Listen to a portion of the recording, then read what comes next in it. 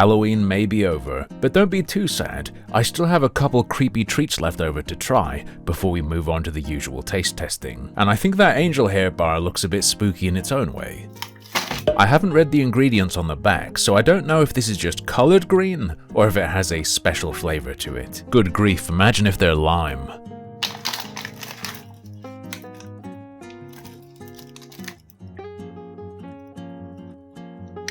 Definitely looking pretty gross.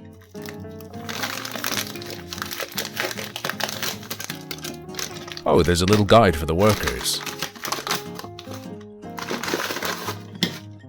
I'm starting to regret my purchase. There is something you can't see, but I can feel. Yeah, I have never felt a cookie like this before. It is almost clammy.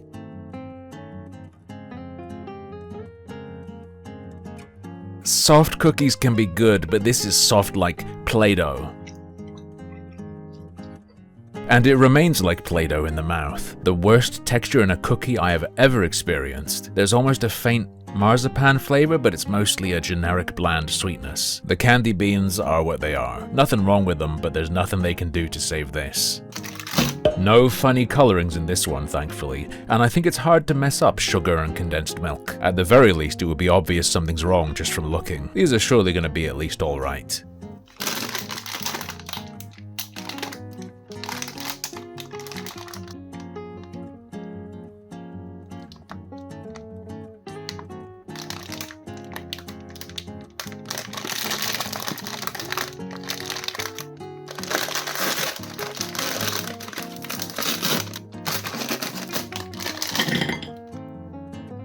Quite a satisfying sound when they hit the plate. To the touch, it feels like it might be slightly towards the crumbly side, a little bit like tablet maybe. And if you look close, I think you can see teeny tiny flecks of spice.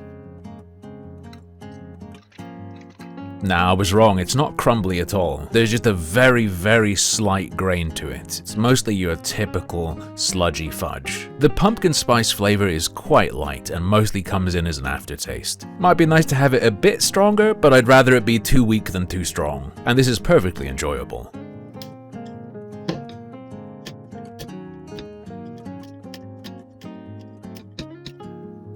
I've had an idea, bear with me.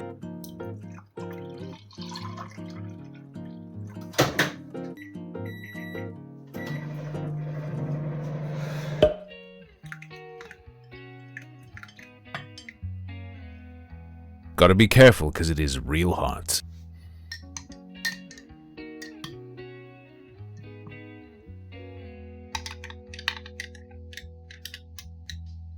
I think that's as good as it gets. It's looking very creamy and almost foamy.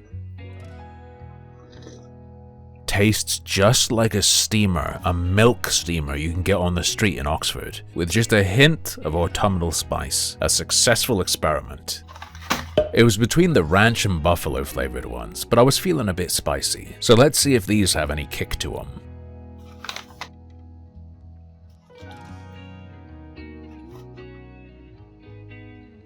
It almost looks like they've been individually hand scored with a knife.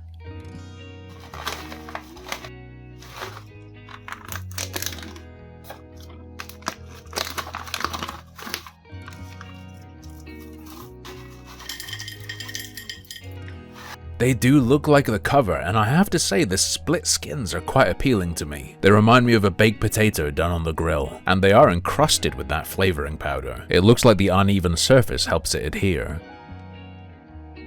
Up close, this one does kind of look like the pupa of some insect. Whoa, even crunchier than I expected. Let's try a few.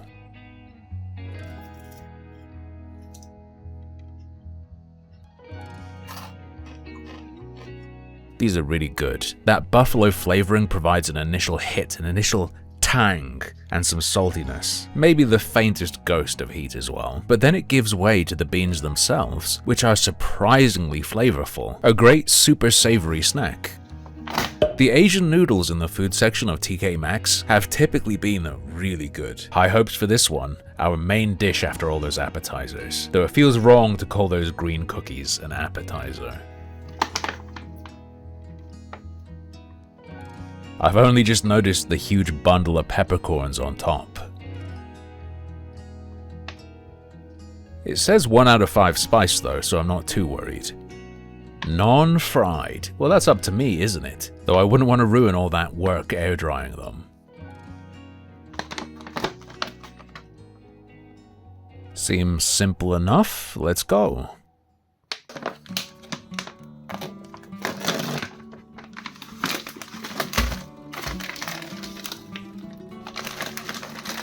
The special noodles themselves look a bit like long Mafalda pasta.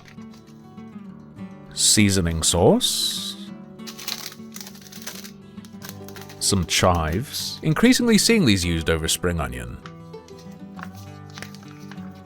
And here's the star, the chili sesame paste. I'll be back in a sec, just gotta go cook and drain these.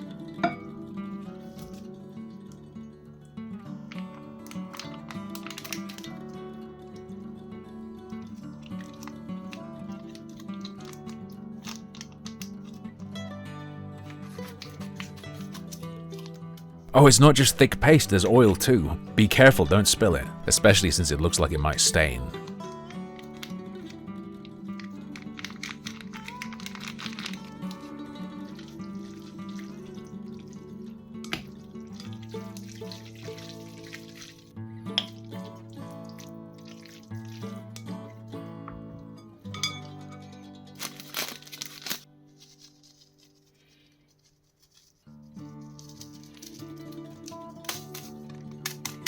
There's not that much in terms of aroma to go off of, just a bit of a savory, nutty fragrance, and almost a slight mustiness.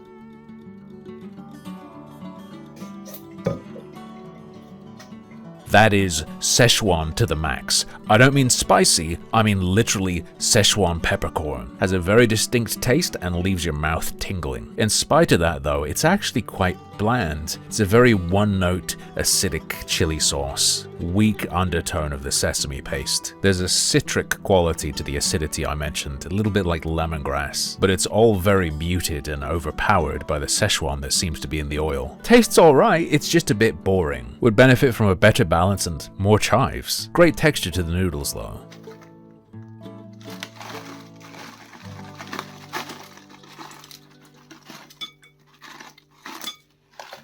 Speaking of texture, maybe this will help zhuzh it up a little bit.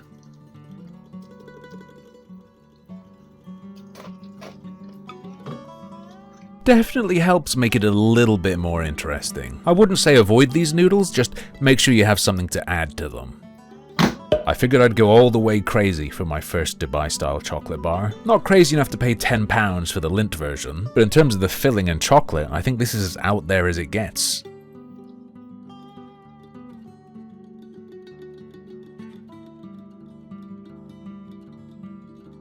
I have a really strong feeling that's AI. That's not quite what pistachios look like. I feel like that's a bit of a red flag for anything you're gonna put into your body.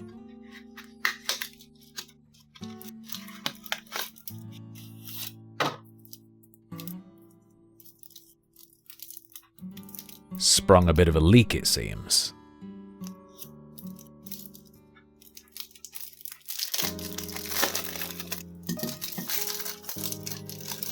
It's time for the test. Nothing left to do but crack it open.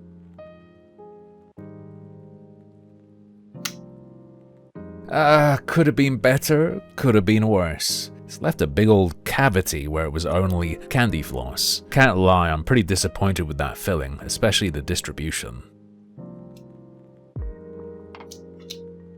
That's maybe a little bit more like it, but not quite the effect I was hoping for, and looks like a caterpillar you shouldn't touch.